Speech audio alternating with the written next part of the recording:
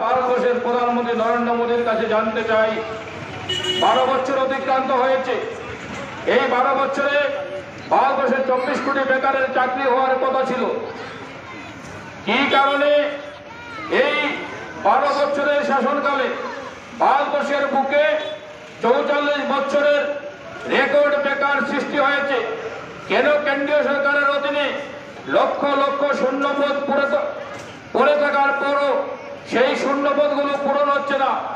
কেন ত্রিপুরা রাজ্যের বেকার, কেন ধর্মনগরের বেকার, কেন কাঞ্চনপুরের বেকার আজকে কর্মসংস্থানের জন্য ত্রিপুরা রাজ্য ছেড়ে বহিরাজ্যে যেতে হচ্ছে? কেন ত্রিপুরার মানুষ বহিরাজ্যে গিয়ে ডে লেবারের কাজ করতে হচ্ছে? তার জবাব এই এলাকার বিজেপি নেতা মন্ত্রীদের কাছে কি আমরা চাইতে পারি না? বন্ধু, আমরা জানতে চাই যে বিজেপি সরকার ক্ষমতা দখলের আগে প্রতিশ্রুতি দিয়েছিল বহুত হুয়া মেহঙ্গাই কি মার, আপকি বার ভাজপা সরকার যখন ভারতবর্ষের প্রয়াত প্রাক্তন প্রধানমন্ত্রী ডক্টর মনমোহন সিং নরেন্দ্র মোদীর হাতে ক্ষমতা তুলে দিয়েছিলেন, তখন রান্নার গ্যাসের মূল্য ছিল 405 টাকা। আজকে সেই রান্নার গ্যাস 1200 টাকা দিয়ে ক্রয় করতে হচ্ছে। আর উজ্জ্বলা যোজনার নামে সমস্ত ভারতবর্ষ সহ ত্রিপুরা রাজ্যের কাঞ্চনপুর এলাকা সহ নাটক মঞ্চস্থ করা হয়েছে। আমি ওই এলাকার আদিবাসী ভাই বোন সহ অত্র এলাকার গণতন্ত্রপ্রিয় মানুষকে জিজ্ঞাসা করতে চাই, উজ্জ্বলা যোজনার গ্যাস কত জনের পরিবারে এখন 1200 টাকা দিয়ে ক্রয় করে রান্না করতে পারছে?